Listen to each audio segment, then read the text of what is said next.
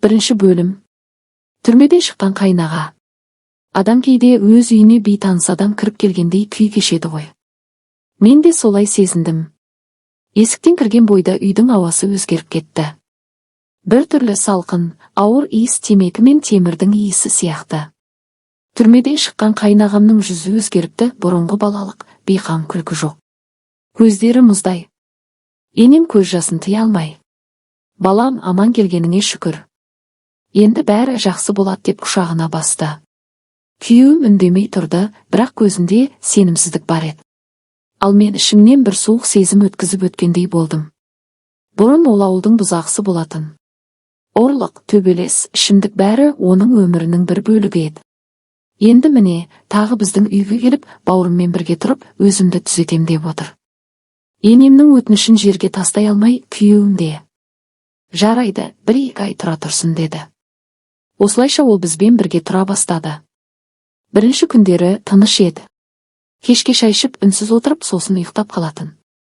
Бірақ бір аптадан соң бәрі өзгерді. Кешкісін үй іші ұйықтап қалған кезде ол кейде аулада ұзақ отырып темекісін шегіп отыратын. Түн тыныштығында оның жөтелгені естіледі. Ал мен ішімнен белгісіз мазасыздықты сезем. Бір күні түн ортасында оянып кетсем, есік алдындағы жарық сөнбепті. Терезеден қарасам, ол отыр.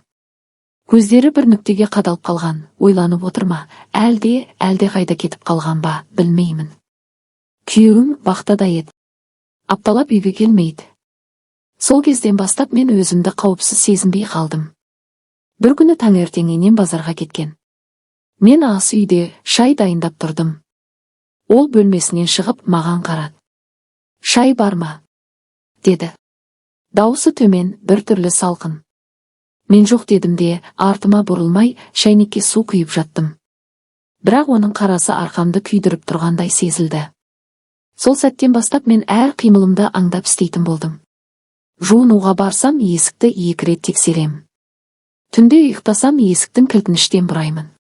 Ал енем болса, ол түзелген, балам енді жақсы адам болады деп үнемі айтып жүр. Мен үнсіз ғана басымды изеймін. Бірақ әйелдің түйсігі алдамайды ғой. Кейде ол менің артымнан үнсіз қарап тұрады. Кейде тіпті менің жақтан өтіп бара жатып, иығымды байқамай түртіп кетеді. Ал менің жүрегім сол сәтте кеудемнен атылып кетердей дүрсілдейді. Солай күндер өтіп жатты. Бірақ менің ішкі тыныштығым әлдеқашан жоғалған еді. Біреу үйдің ішінде менің әр қадамымды аңдып жүргендей сезіледі. Сол түйсігім мені алдындағы түннен сақтандырмақ болғандай еді. Бірақ мен оны түсінбедім. Өйткені ол түн менің өмірімдегі ең қорқынышты түндердің бірі болатынын мен әлі білмедім. 2 бөлім. Үйге кірген бөгде тыныштық. Сол күннен бастап үйіміздің ауасы өзгерді. Бұрын баламның күлкісімен ыдыс-сылдыры араласатын бұл шаңырақ бір түрлі салқын тартып қалғандай. Кейде тіпті өз үйім өзіме жат боп кетеді. Қайнағам көп сөйлемейді. Бірақ үнсіздігі адамды тұншықтырады. Кешкісін диванға жайғасып, теледидар қарап отырған түрі болғанымен, мен оның көзінің қиығымен мені аңдып отырғанын сезем. Әр қимылымды, әр демімді байқап отырады. Енем болса: қызым, оған жақсы қара. Көңілін жаралама. Түрмеде не көрмеген, енді жаңа өмір бастауы керек дейді. Мен бас изеймін. Бірақ ішімде айқай тұр, ол бізге тыныштық әкелмейді, апа. Бір күні түнде балам ұйықтап қалған. Мен киімдерімді жуып, ваннада ыдыс-аяқтарды реттеп жатқанмын. Су сылдыры арасында сыртқы есіктің сықыры естілді. Біреу баяу, қасақана есік тұтқасын бұрап тұрды. Жүрегім бірден шым ете қалды. Кім ол? Дедім үрейлі үнмен. Жауап жоқ. Тек еденнің сықыры. Жүрегім дүрсілдеп демімді ішіме жұттым. Бірақ есік қайта ашылмады. Ертеңіне таңертең енем базарға кеткен. Мен ас үйде нан пісіріп тұрдым. Қайнағам үнсіз кіріп келіп орындыққа отырды. Жақсы ұйықтадың ба? Деді салқын дауыспен. Иә, дедім қысқа ғана. Ол жауап бермей, менің қолыма ұзақ қарады. Қарасы өткір, терең. Бір сәтке ауа жетпей қалғандай болдым. Ол орнынан тұрып маған жақындады. Мен артқа шегіндім. Неден қорқасың? Деді бір түрлі күлкімен. Даусының астында бір қауіп бар еді. Мен жұмысқа кешігіп қалам, жол беріңізші дедім де есікке қарай өттім. Ол үндемеді.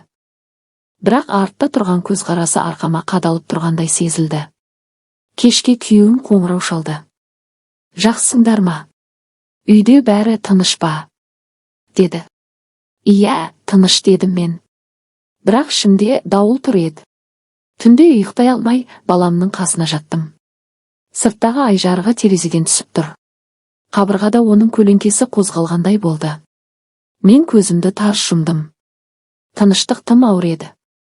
Бейне бір бұл үйде мен емес, басқа біреу иелік ететіндей сезім биледі. 3 бөлім. Көзқарастан туған қорқыныш. Кейде адамның жанын сөз емес, көз тілі жаралайды ғой. Оның қарасы мені күн сайын қуып жететіндей еді. Қайда қарасам да сол суық көз маған қадалып тұратындай. Күйеуім жұмыста. Енем де көбіне ауылға, туыстарға барып келеді. Үйде мен, балам және ол ғана қаламыз. Ал сол сәттер мен үшін тұншыққан түнгі айналады. Таңертең шай дайындап жүрсем, ол есік жақта үнсіз тұрады. Қолымнан кесе түсіп кетпесін деп өзімді ұстай алмай қалам. Бірде ол жай ғана жымиды да. Бұрын сен бұлай қорықпайтын едің деді.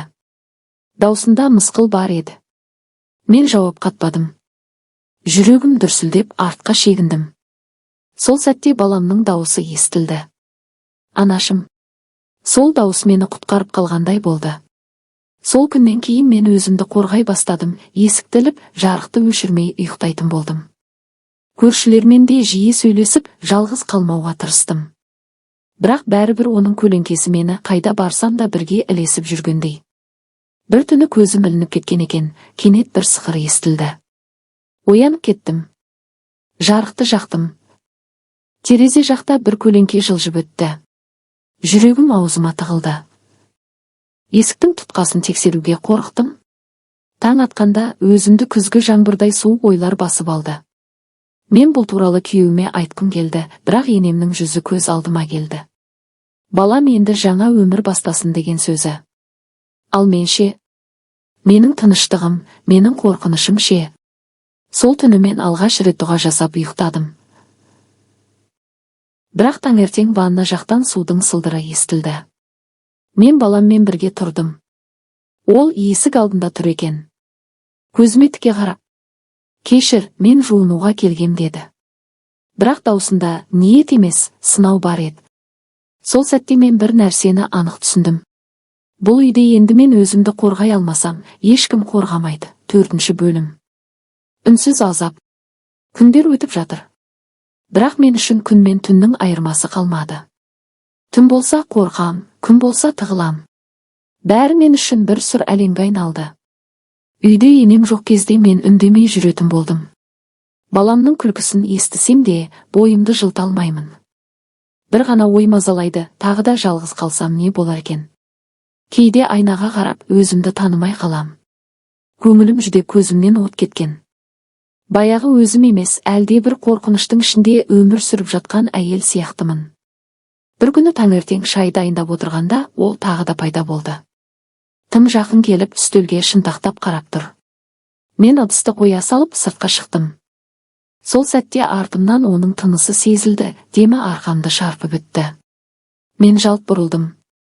Не істеп тұрсыз? Дедім даусым дірілдеп. Ол жай ғана жымиды. Ештеңе, тек сөйлескім келген. Сол ештеңе менің жүрегіме шоқ тастағандай болды. Түнде көзім ілінбей, төсегімде дірілдеп жаттым.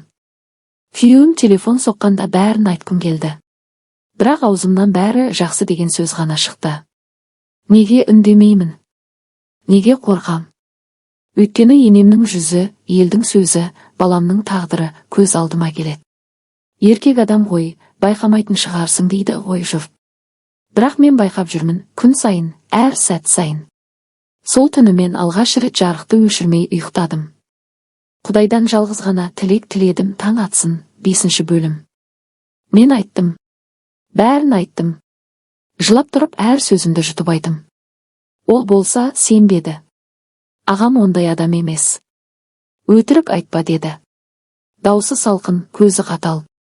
Мен не дерімді білмедім. Жүрегімде бір нәрсе сынып кетті. Тынысым тарылды. Жаңа ғана айтқан шындығым мені кінәлі етіп қойды. Ол мені емес, ағасын қорғады. Менің абыройым сенен қымбат дегендей қарады. Қолым дірілдеп есікке сүйеніп тұрдым.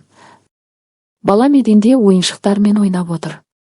Мен оның жүзіне қарауға қорықтым. Өйткені мен енді басқадамын.